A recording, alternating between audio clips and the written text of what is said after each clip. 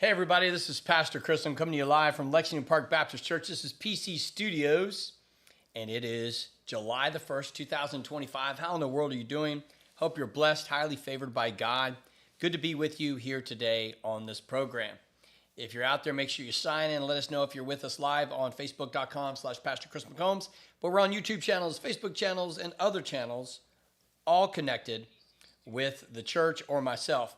Also on Twitch. And I would say we're also on podcast through Spotify. Check us out on Spotify if you're driving around, want to listen to it. Word of encouragement on your Spotify channel.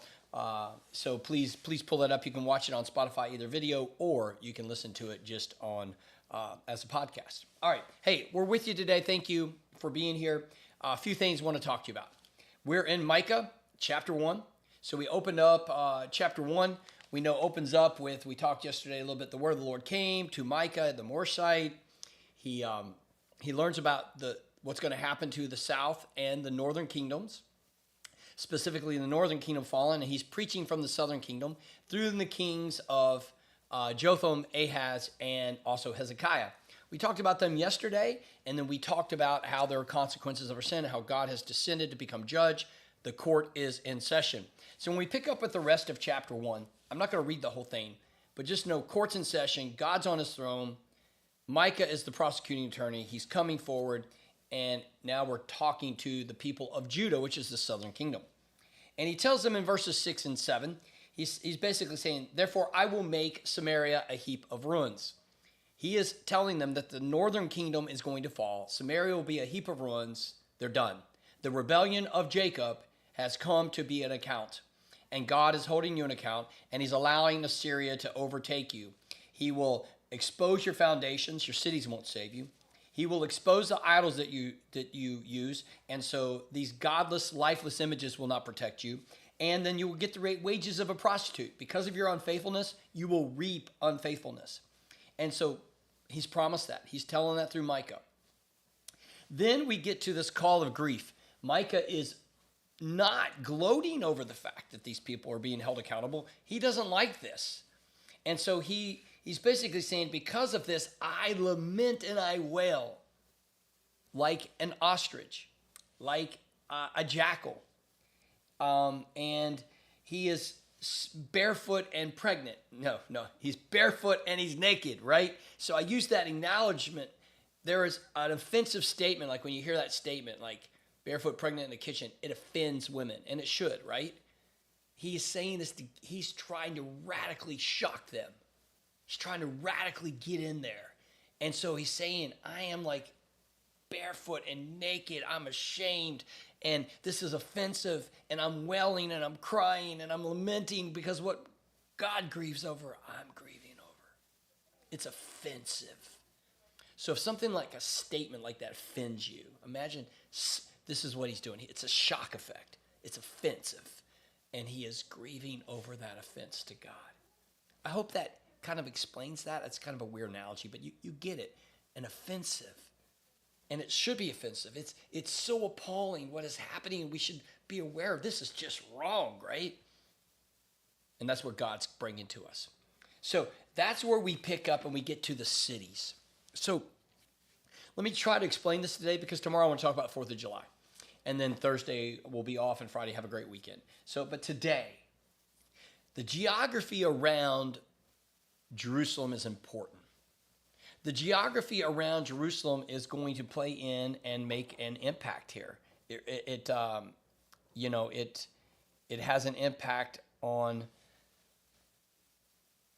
He's doing a wordplay. He's basically saying these cities that surround you, Jerusalem, as you watch them fall like dominoes, I'm coming to the city gates of Jerusalem. So if you read this lament of Micah in verses 8 through 16, and you see these cities, I don't want you just to gloss over it. I want you to really capture what's going on and the significance. When he's seeing each one of these locations, they're close or in proximity to Jerusalem, close to Judah. So Samaria has fallen. He's already said, you're in ruins, man. You're a heap of ruins. You're done. You're exposed. You're naked. You are exposed. You're like a prostitute, and you have got idols, and all that stuff's coming down. Now, Jerusalem, it's not too late for you. Watch what's going to happen. Like a domino, if I started here and pushed it, and they just all fall, right? Watch all these cities. And he uses a wordplay in that each city has a significant name that kind of plays back and twists it as a form of judgment. So listen to this. Gath.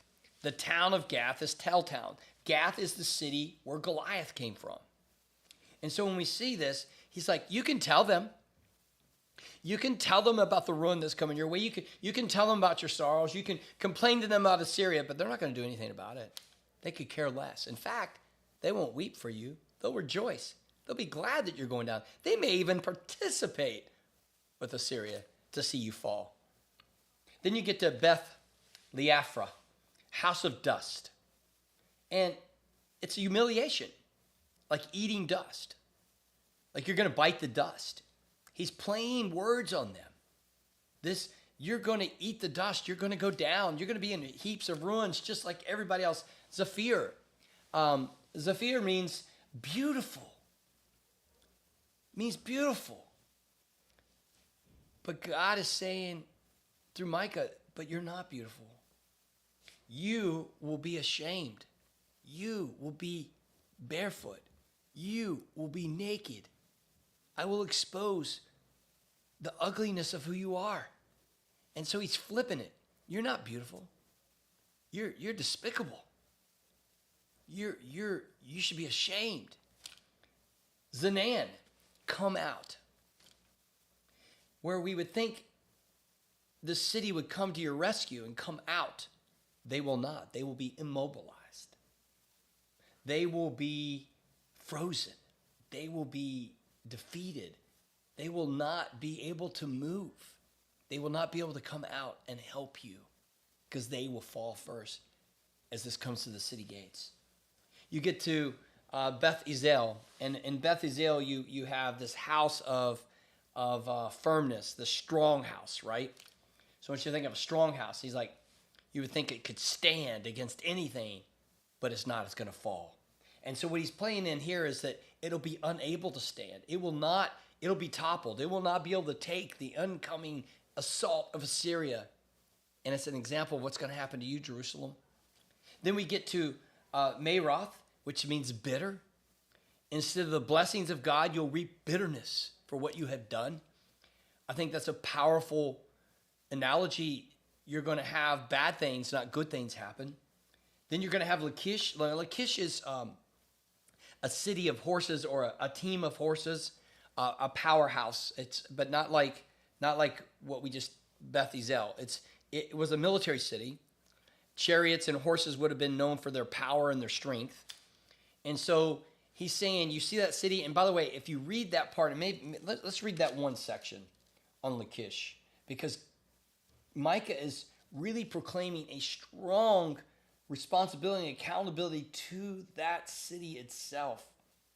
And so it says, disaster will come from the Lord to the gate of Jerusalem. Harness the horses to the chariot, you resident of Lachish. This was the beginning of sin for the daughter Zion, because Israel's acts of rebellion can be traced to you. Zion meaning Jerusalem, Israel meaning the northern kingdom. God is saying through Micah, I can trace all the sin of Israel and Judah to you. This would have been a city, a protector city. It would have been a city that was supposed to keep idols out, threats out, enemies defeated. It was a powerful place to be. And he's saying, you have failed. You failed to do your job. You allowed the fall, not only militarily, but morally. And idolatry has creeped in, and now the fall and ruin of Israel and what's at the city gates of Zion is your fault. Wow, what a heavy burden. Then you go to Moresheth Gath. It's possession of inheritance. Now, what's this mean? If we go back in history, the promised land was all about giving the tribes of Israel, the 12 tribes, land. Every tribe got assigned a land, and then every person, family unit within that tribe got land. The inheritance was the land. And so you're going to see this play out in Micah. God is saying through Micah, your inheritance is gone. You won't have the very land that's yours will be taken from you, from an enemy, from a foreigner. Assyria will take the tribes of Israel over, and then eventually Judah, they're coming for you. It's a very dismal place to be. Again, wordplay going on here. Akzib, deception. Don't think you can deceive me. Don't think you can cunningly get your way out of this. Don't think you can just ignore it and think, oh, everything's okay. These false prophets saying that won't happen here. It will happen here. Don't deceive yourselves. Promises unkept will bring judgment. Falsehoods will not change the reality of what's going to happen. It's coming. Marisha, conqueror. It's very close to Lachish. It's a military defeat. You won't conquer, but be conquered. And again, he's playing these dominoes. They keep falling, and they're going to come to the city gate. And then we get to Adullam. This is perhaps one of my favorite ones. So when you read in the Bible in 1 Samuel, 2 Samuel, you get to David fleeing from Saul. David has been anointed king by Samuel, but he's on the run from Saul because Saul knows that he's killed thousands, but David's killed 10,000s. He's so jealous of David, even though David is trying to honor King Saul. And so David ends up being on the flee with his men, his mighty warriors, and they're in the wilderness and other areas, and they're in the Adullam cave district. So when you read it, it says the Adullam cave, like there's one cave. There's not one cave. It's a cave system. I don't know. I've never been there, but I would imagine it like if you've ever been to Mammoth Cave in Kentucky, you go to Mammoth Cave. But it's caves. That Mammoth Cave district, there's caves everywhere. Now, I think this is even more concise and concentrated. There probably was a series of caves you would never know, what cave is he in? And so David was able to flee and hide and with all of his men in this cave system. And so what he's saying is David did this, but glory would follow because eventually David would be established as the rightful king, and he would honor Saul, not dishonor Saul, and that would bring him honor later on when he became the king. But you will hide in these caves, but you can't hide from me. There will be no glory for you. There's no future for you. You can hide and you can run, but you will be found. You will not be like King David. I think when you see all this, it's profound. It's showing us, I call it the dominoes. All those places that surround you, Jerusalem, it's on your city gate. Assyria is coming. Samaria is fallen. And then you get to this last part. Shave yourselves bald. Cut off your hair in sorrow for your precious children. They have been exiled. There's not much hope in chapter 1. The only hope is the beginning. The word of the Lord comes, that the Lord has descended. But here, because of your actions, you should go ahead and shave your head. Be ashamed. Be bald. You can do all that you want, but you know you are responsible for your sin that has caused your children that you're supposed to bless to go into exile. I think sometimes we can act in ways where maybe we do that to ourselves and maybe we don't do what's right for future generations. And I would say we need to stand true to God's word, the word of the Lord, so that we do. I say we need to realize that God is holy. He will see what we do. He will hold us accountable for what we do, and we need to realize that. We need to see also that there needs to be grief over sin. As we talk about this, we need to grieve over the sin like jackals, like ostriches, and like someone that's exposed, that's barefoot and naked. We need to mourn. I don't want to shave my head.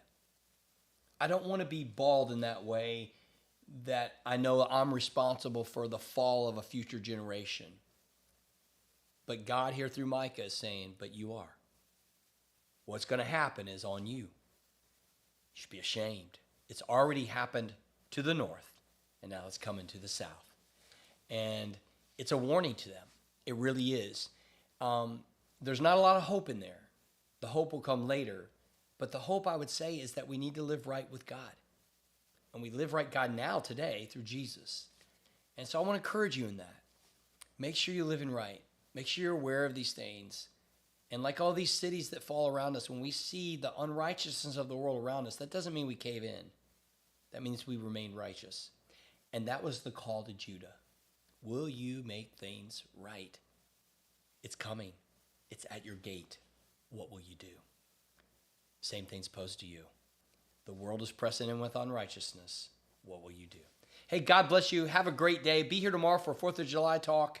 That finishes chapter 1 of Micah. Remember these two realities. God loves you. So do I. We'll see you here tomorrow. Take care.